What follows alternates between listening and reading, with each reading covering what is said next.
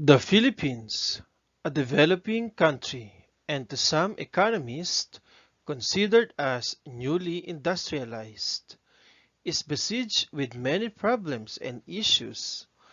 Problems like drug abuse, poor waste management system, and malnutrition are huge in the Philippines. Also, the various sectors of our country have been debating on how to eradicate the issues related to poverty, hunger, the quality of educational system, and gender inequality. Issues plaguing the Philippine economy, like globalization and endo, have polarizing effects, while political issues such as human rights violations have started several decades ago and are still a huge problem in the country. This is not to say that we are the only country in the world that is at this state. Whether the country is considered least developed, like Burundi and Malawi in Africa, or highly developed, like Canada and the USA in the Americas. These nations are finding solutions to their own problems and issues that are similar, related, or entirely different to ours. A problem is a situation that is distressing to a person. It has to be solved now or perhaps in the future, depending on how big the problem is. According to sociology, the problem makes it hard for an individual to achieve full potential in the society that he or she belongs to. Problems always have direct effects to the people. Also, they may affect us indirectly.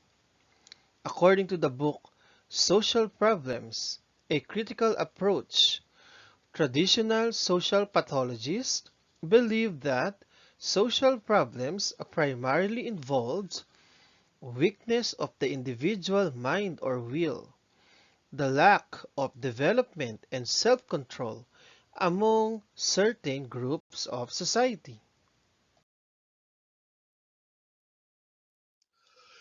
Ayon sa aklat na pinamagatang Padayon ikasampung baitang na isinulat ni Ginoong Maktal, ang issue ay isang kontrobersyal na paksa, pangyayari, ideya o usapin na bahagi ng pampublikong diskurso sa kahit anong larangan na may kabuluhan at nangyayari sa kasalukuyang panahon sa antas na pambansa o pandaigdig.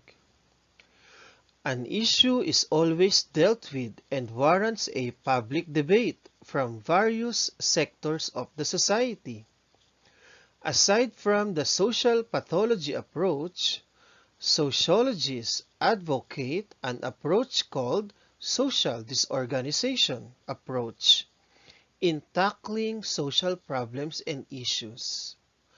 Proponents of this theory explore the roles of societal conditions in certain societies and how they affect an individual's deviant action and behavior. The Merriam-Webster Dictionary defines fad as a practice or interest followed for a time with exaggerated zeal.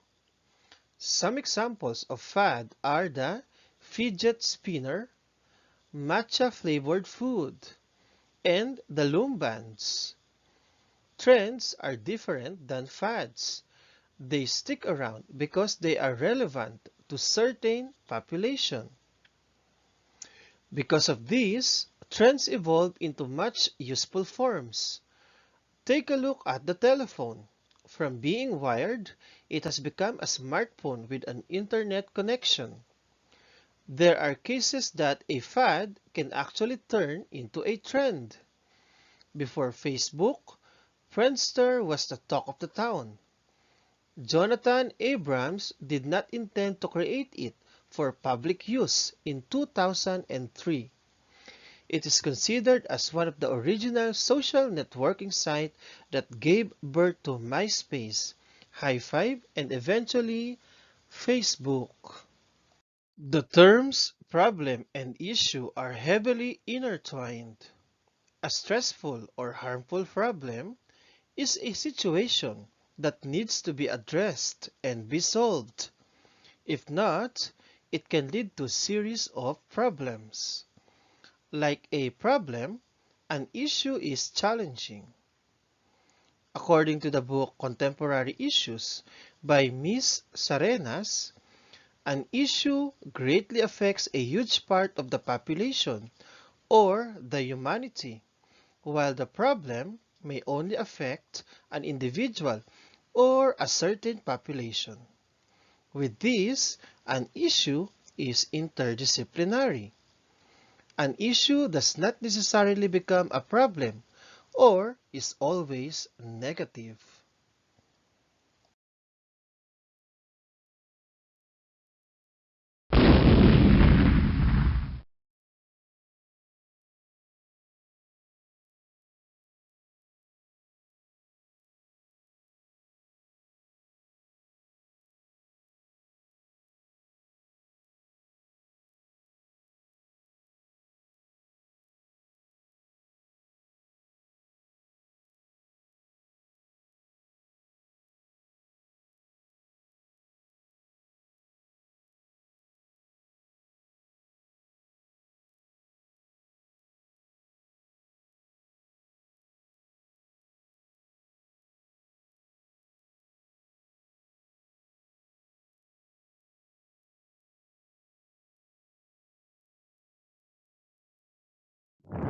According to William Sherman, countries and their leaders have different views of globalization.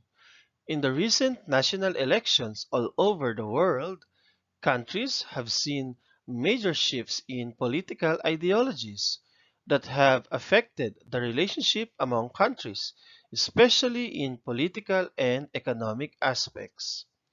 One of the best examples of this is Donald Trump, a business mogul who owns at least 500 business entities.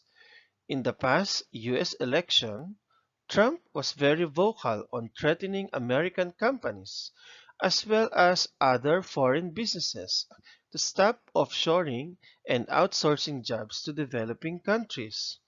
Since becoming the president of the world's most powerful country, he has implemented the American First policy, and with the US elections happening this 2020, the world is watching. This photograph symbolizes the multifaceted issue called globalization.